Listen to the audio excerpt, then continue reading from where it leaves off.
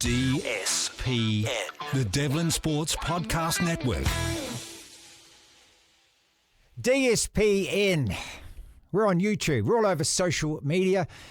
And we put out a podcast every single day. Now, as of early next week, we're back to putting out the full show, which is about 45 or 50 minutes running through the biggest sports stories of the day. Up until then, and today being Auckland Anniversary Day, so the whole place is pretty much deserted apart from, well, me and those operating the buttons at the moment. We've got one very special guest and one very special interview. March the 2nd.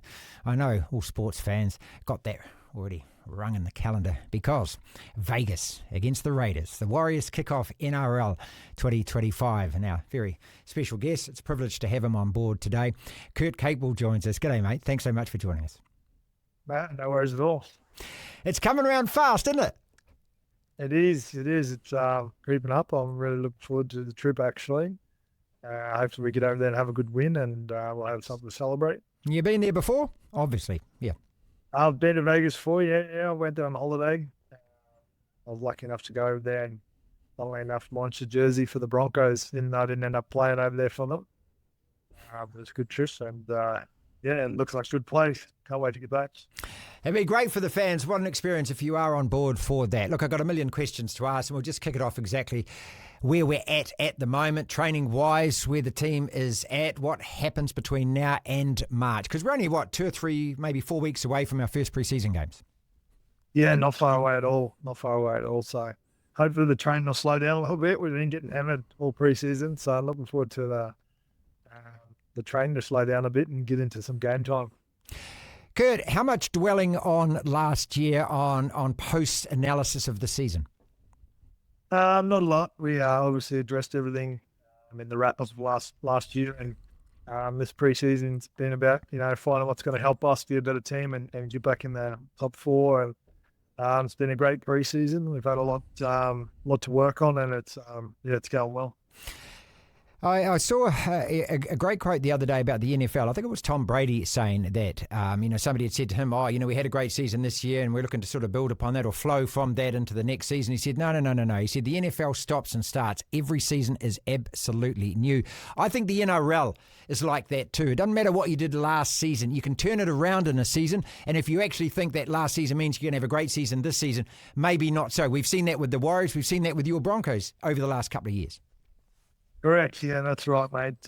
Each year brings new challenges, and obviously you get new players in the squad, and then some players leave. So it's a total new look this year, new team. So hopefully it brings some new outcomes, and as I said, get back in the top 4.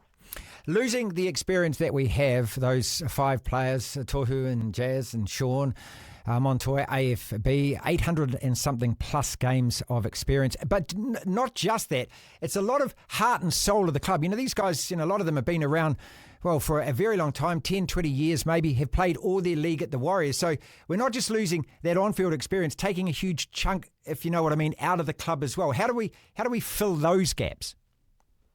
Yeah, I guess obviously it's a shame sometimes to lose people like that. I've been such great people for the club for a long time, but what it does is open doors to our younger boys coming through who have been here, and seeing those boys play and seeing what they do on and off the park, and it allows them an opportunity, I guess, to sort of grab a hold of the team and make it their own. And what they've done this preseason has really impressed me off the field, and the way that they're connecting with the whole team and how everyone's really bought in. It's been amazing. So it's going to be an exciting year to see those guys come through and as I said, take the spots of those players, which is not going to be easy for them, but it's a challenge that they're all excited for. Is what you're saying, is it's an opportunity for a lot of our 20 to say 24-year-olds to be able to cement themselves as Warriors right now?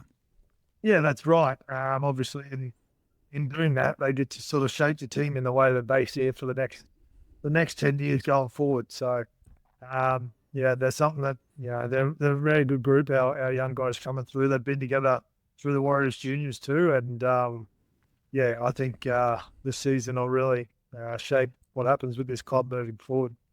Kurt, what can we expect from players that haven't had huge amounts of first grade experience? Sub-part of that question being, I mean, how many games do you need before you finally find your feet in this comp?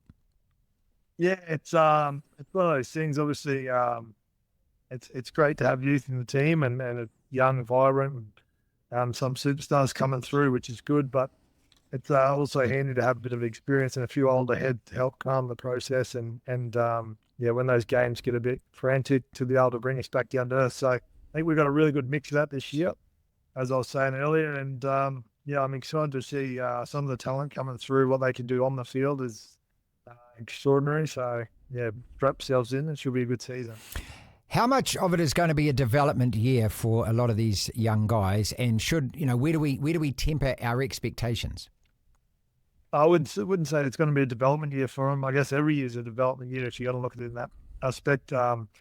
But these guys have been training first grade now for a fair few years, and as I said, they've been able to witness how to go about things on and off the field from those players that we talked about before. And I think if anything, this year's got to be a breakout year for a lot of those players, and hopefully they can show their talent. Can you give us one or two names that have really impressed you in the last few weeks? I won't single anyone out. Okay, that's fair. There's a fair few young guys at our club that are absolutely training the house down. So, it's too hard to pick a couple of names out. They're all going so well. Do you get a feeling in pre-season about how the season is going to go at all? And I go back a couple of years, winning 16 games, top 4, and then I go back to last year, we only won 9 out of the 24. Do you have any idea before the comp kicks off about how it's going to unfold? I guess you can sort of see the buy-in and the commitment. But it's sort of really, really hard to know until after the sort of first 4 or 5 rounds, I guess, is when you get to see the bigger picture and whether all the hard work's paid off. So all we can do is control what we control, and that's training hard every day to hopefully, as I said, get the wins in those first few rounds and then, use that momentum to get us in the finals. If you could pinpoint one or two things just straight away that you'd like to improve upon, before I talk about you as a player, just the team itself, one or two things that you think, okay, if we do this differently, if we do this better this year. Yeah, there's obviously plenty of things that we can improve on, but I guess one thing would probably be our defence and being able to sort of defend our errors when we make them. So it's one thing that we'll be working on, and obviously be good to score more tries as well. And more points in the opposition, of course. One of the things, obviously, about not making the finals is we get a few more extra weeks together to build up for the season. Does that help as well? It does. Obviously, it's not the funnest thing, pre-season, and the longer it goes, the harder it gets, especially when you get to my age. But what it does, it builds connection, and our squad's probably not been this connected. Well, it definitely wasn't last year, and as I said, those younger boys come through with their energy and bring the good vibes off the field, and it's contagious. So it's really good, been a good pre-season, and I can't wait for our one. When you say it's really connected this year more than it was last year, why wasn't it connected last year as much as you wanted? No, I didn't say it wasn't connected last year. It was definitely connected last year, but I just guess there's a bit of vibrance about the younger boys coming through with their energy. It's maybe a bit of a different look, not so much more connected, but it's a different look. That's definitely the case. You yourself, when you lose that experience, you're an Origin player. You're obviously a fantastic player. How much more do you think this year that you have to take extra on your shoulders, or you have to be one of the team's leaders? No, not so much, mate. To be honest, I think there's one thing about these young blokes is they're quite confident, and they're happy to be the ones to put their hand up and lead at certain stages too, which is, it's a great, I guess, what's the word for it, environment where you can have younger guys throughout the squad be able to step up and lead at times as well when you need them. So they've embraced that challenge, and like I said, I just really tried to see the difference that they're going to make in the team. Looking at your own form from last year, especially after Origin, it really just went kind of up like this. You suffered that injury in the first game. How much did that handicap you? Yeah, I had a couple of injuries last year. It was unfortunate. I didn't have as big a preseason as I wanted to. Obviously, moving overseas and changing clubs during off season, it's not the easiest thing. But yeah, I guess this year hopefully I'm set up with a bit bigger preseason now, so that I'll get less injuries and see if I can just keep building on that fall from back into last year. When you recalled into the Origin side, the Origin squad for Game 2, what did Billy Slater say to you to inspire you? Oh, he said a few things, mate, but it doesn't take much to inspire me to play for Queensland. It's one of those things I hold pretty close to my heart, and anytime I get the opportunity, I don't take much to rev up. Does that still hurt, that series? Yeah, it does. It does. It's obviously meant to hurt until this year, so hopefully we get a chance to get one back on. Yeah, winning that third one at your place. Ooh. Yeah, you could say that. Obviously, we gave it everything we had in that last game, and the better team won, so full credit to them. And I think they did deserve to win the series, and we'll have a chance to go back out on this year. Looking forward to it. One of the oldest cliches in the game is about every team gets better every year. Have is that something that you notice as a player? Does the game really do get bigger, stronger, faster every year? Yeah, I think obviously as we become more professional, and I guess the bigger the game grows, that's going to continue to happen. So I do believe that it does get increasingly tougher and better each year, and I think you can see that by the growing numbers in the audience, and selling out every game last year is a perfect sign of that, and how well the game's going. Are you absolutely committed to sticking out your full contract here at the Warriors? Yeah, I am, mate. I've been loving my time over here so far. Luckily enough, the weather's been pretty good. I think the summer before I got here was flooded, so I was glad to miss that one. Yeah, it was a shocker, all right. Yeah. And just in terms of what we can expect as fans from the season this year, last year disappointing, after 16 games, and you mentioned right at the top that obviously that your idea is that you want to be top 4 again, and how do we achieve that? Yeah, well, last year was obviously disappointing. I feel like probably the first 5 or 6 games, we were probably the better team, but we didn't win them all, which was unfortunate. So I think we get off to a good start this year. It'll help, maintain a bit of momentum, and with that new talent and new energy in the team, I feel like it'll just flourish, and it'll be a very exciting year to be a Wars fan. Yeah, I mean, it's great. I mean, it's so good to hear you're full of confidence. I mean, you're seeing it. You're seeing it every day, and that's something that the rest of us, we wish we could, but we don't. And so is that where it comes from? Because you're actually out there on the park. You're actually with these boys every day. Yeah, I have to tackle them, mate. My shoulders are about ready to fall off after this preseason, but I just know the talent we've got, as I said, throughout our squad, and I just can't wait to see it in action. It's been such a big, long preseason, and everyone's worked so hard. And I'm really excited to get to round 1. Last year we had a heck of a lot of games as well. That for the first 12, 15, 20 minutes, we were just absolutely on fire, and then it just, I'm not going to say it would fall apart, but we weren't as strong for the rest of the game. The last 40 back end 50 minutes. Is that something you've sat and talked about? You're obviously aware of that. Yeah, it was a pretty common thing. I don't feel like we were probably fit enough last year. We definitely had the skill and the game to beat other teams, but I just don't think, as you said, we couldn't maintain it for the full 80 minutes. So you can imagine that fitness has been one of the top priorities of this preseason, and as unenjoyable as it is, it's set us up now to hopefully, as I said, start the year well. And it's great to hear you say as well that you're really confident, because look, in terms of the squad, because you want your top 13, you want your top 17. We know with the attrition rate in the competition that you're just not going to have all of those players available all season. It just doesn't happen. No, that's right. We're taking for full squad to give the premiership a shake, that's for sure. And I guess the best thing about that is, from day one, you train as a full squad, and some of the friendships you make and connection on and off the field, that's really what matters. And because eventually you're going to have to lean on those players in the outer parts of the squad because of injuries and everything else that pops up throughout the season. So the more connected you are, the better off you are. Kurt, how do we and every other team reel in those Melbourne Storm and Panthers sides, which seem to be so much better than everyone else? And we've seen that in 2 years ago, when you look at the finals scores, Brisbane were whacked and the Warriors were whacked, as those teams were, it was actually Melbourne were whacked and the Warriors were whacked as Brisbane and Penrith made the final. Last year as well, there seems to be a gap between those two, or maybe the top four, but especially those two. Yeah, I think obviously Penrith have done well for the last 4 or 5 years now, doing the grand final every year. So they're definitely the benchmark in the competition. I think there's a few on their heels at the moment now.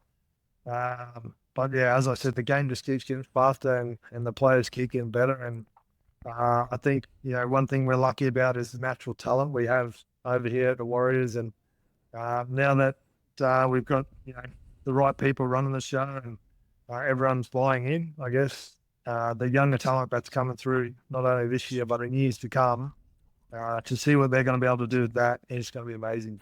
And as far as Coach Webby goes, do you notice any changes in him, the way that he's coaching you this pre-season as it was to last pre-season, for example? No, not really, mate. He hasn't really changed too much. A few things here and there, maybe with players in certain positions and maybe just adjustments. As I said, the game keeps evolving. So as a coach, you probably have to keep evolving with it, which I think Webby does really well. He's lent on the people around him to make himself better, and he's keen to get better as we all are. How much do you look forward to it? How much do you just think, I can't wait to get back out? Yeah, it's a lot better than training, I'll tell you that much. No, I can't wait for round one, especially in Vegas. It should be a pretty exciting trip. It's something to tick off the bucket list, get over and play a game in America, and I think, no better team to do it with than the Wilds. Couple of quick questions. We'll let you go, and we thank you so much for your time, mate. Do you set goals right now? Is there a minimum? Is making the 8 a minimum? Winning the premiership is what every team wants to do. Do you talk about these things and actually have those marked out, or do you just think let's just play it game by game?